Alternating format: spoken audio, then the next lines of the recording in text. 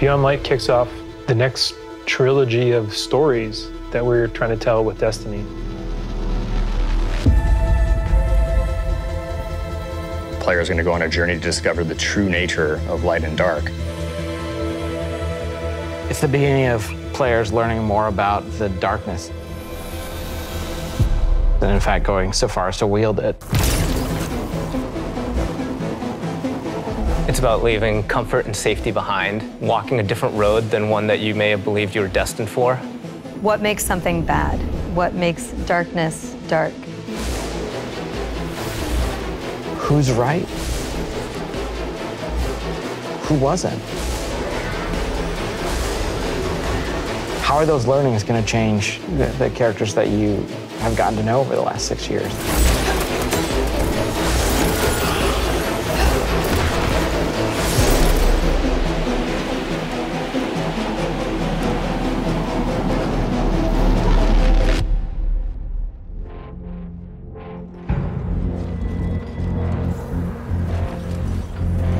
Beyond Light's really the beginning of a new adventure. Guardians, for the longest time, have been bathed in the light, sort of this altruistic force fighting back evil. And now we're starting to move into that gray area between the light and dark. If the darkness reaches out, we must reach back. I will not sanction this. In Season of Arrivals, the Vanguard is divided. You have some characters telling you, we should fight these ships, and we have other characters who are saying, no, we should find out what they want. We should get to know them and understand more. But it definitely comes to a head.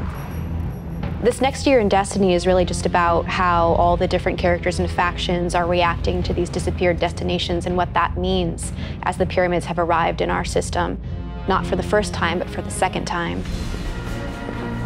We're going to see the return of a character who's been absent for a pretty long time in The Stranger, and boy, does she have a lot to say, and she has a lot of time to explain. When I know more, you'll know more. She has shown up to encourage us to take on the darkness, and the only way to truly stop it is to work with it. And here comes our Guardian, right on time. Why did the darkness invite us here?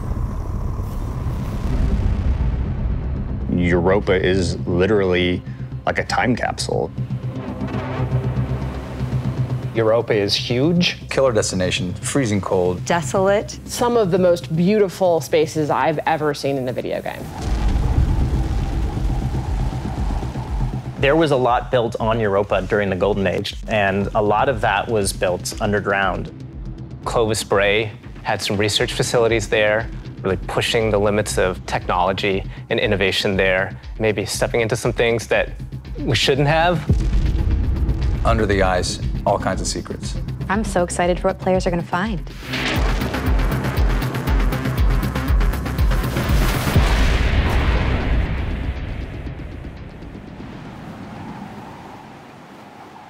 The storm on Europa was actually something we've wanted to do for a long time. We wanted it to feel harsh. The weather system is so awesome. Like, you're walking through an open space and all of a sudden things start happening. Coming across like Fallen or Vex for the first time, you can barely make out the glow in their eyes. The sound of the wind, the ice will change based on what the weather is looking like. You'll actually feel every piece of the environment changing around you to match the storm.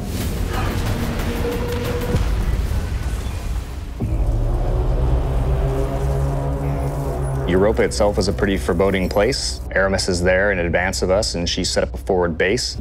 She has lieutenants who have gotten their hands on stasis, gotten their hands on the darkness, and they're learning to wield it. One by one, we will rise again. And so I think her motivations are really interesting, too. Today, we begin breaking free from our chains.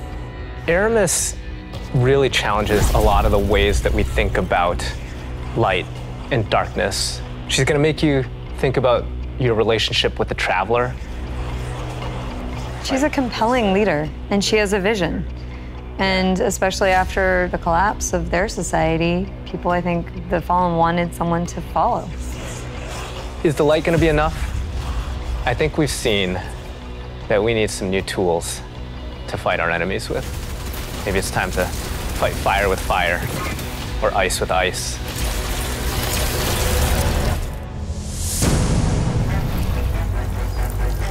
Stasis is, not just a set of new supers, but it's a new damage type. We've got Solar, Void, Arc, and now we've got Stasis. The idea for Stasis all really came back from the gameplay idea of freezing someone. That was kind of the theme that everyone's kind of rallied behind. Dima's an amazing concept artist, had some images that really kind of put us on the right path. What really was landing with that was the more crystalline notion. So when we say cosmic ice, that's kind of where the cosmic comes in. Once he freezes solid, I'm able to hit him again and just shatter him in pieces. The pieces break apart and explode into sharp shards that can damage you. So all of that kind of came together when we landed on that theme.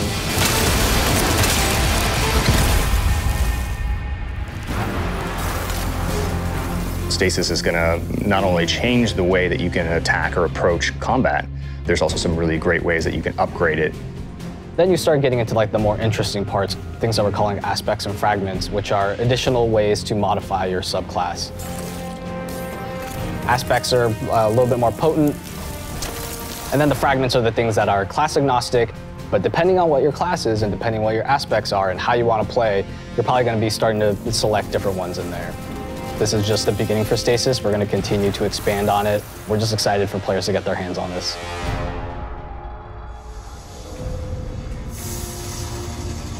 When we're creating a new palette like Stasis, we do what we call a source jam. Everyone on the team blocks out about a week where we can say, okay, you're going to go out into the world, microphone, recorder, record anything that reminds you of cosmic ice.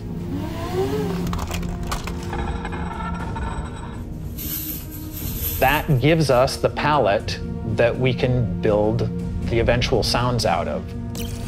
I found personally that the best way to do it was at night. But doing screams, screeches, and blood-curdling yells is a little scary at night. Then I had a really rumbly stomach, and that also was recorded. There was also a breast pump.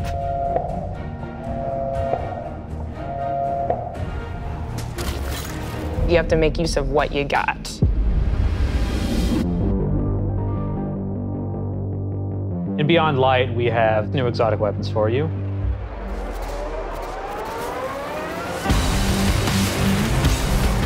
No Time to Explain is coming back. Instead of just being the gun that refills your magazine when you land precision hits, you actually get a little time portal, and it starts spitting out rounds alongside you. You can actually have that on top of the Arc Soul, so you can be your own little mini firing squad if you build for it. Another one we have is the Laments. It uses up your sword's energy to give yourself a new combo, and that ends up in a big spinning slash.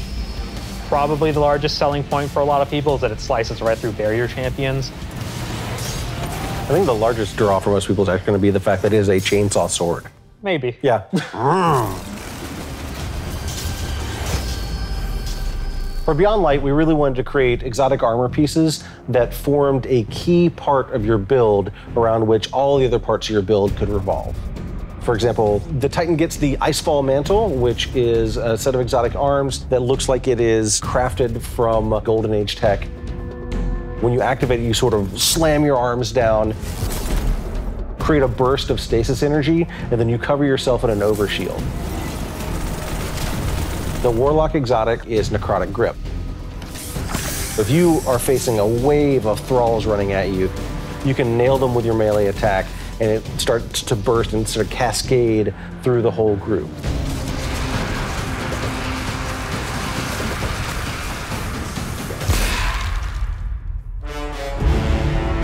There's a lot there for newcomers coming in too. If you've got a friend who hasn't tried it out, it's a really great time to jump in on New Light, that entry experience for free players.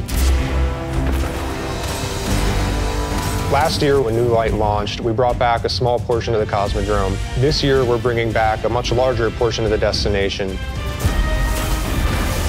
It takes some of the experiences that started with original Destiny 1, but puts them and stitches them together in a different way and adds new things and tells a different story. What you're gonna meet in this new opening experience is a character with not one, but two names from Fast and the Furious, Shah-Han. Thank the light. I didn't think we had other Guardians on patrol here. What I love about the Cosmodrome is it feels like Destiny distilled.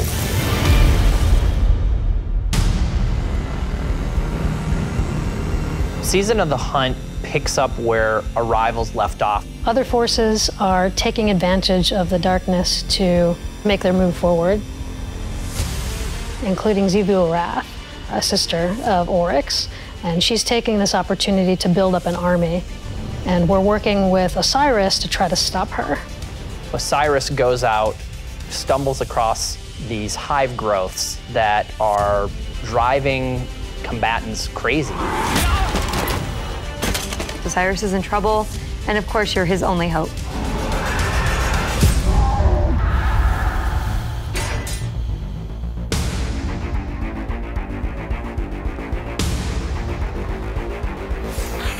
We warned you it was going to be dangerous down here.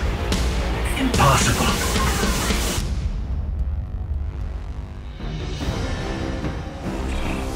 We finally catch up to what we saw at the end of Forsaken, where we saw Aldrin being brought back to life by a ghost. Aldrin, who now refers to himself as Crow, he doesn't know what he did. The slate's been wiped clean when he was resurrected as a Guardian. We know what he's done, and we know what he could be capable of doing, so now we're going to spend some time watching him go back and forth, and that's going to question how we look at him, how we look at ourselves, how we look at the light, how we look at darkness. In Season of the Hunt, we're partnering with the Crow and Osiris to take down the High Celebrant. It's creating these cryptoliths around the system, and those cryptoliths are attracting Elixian Cabal and corrupting them. So Xivu Arath is essentially corrupting herself and army, and it's our job to put a stop to it.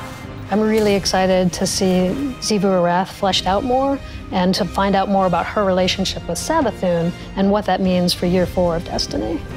Savathun has been placing dominoes, and at the end of Year 4, she's gonna knock down the dominoes. We're gonna see what she's been really up to. And so this year, she's putting the last pieces in place.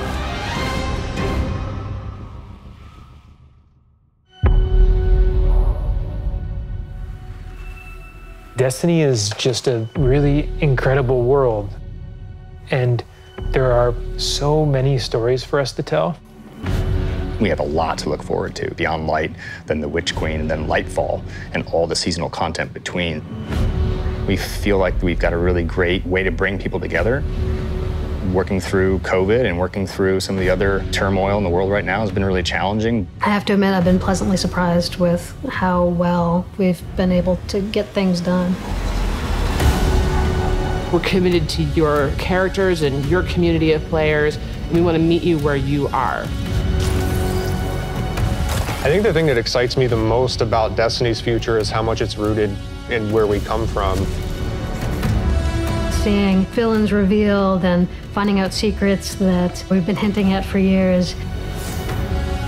When I look at the team that we're building and continuing to grow and hire, the new leaders that are coming up in Destiny, that gets me super excited. Destiny's best days are ahead of us.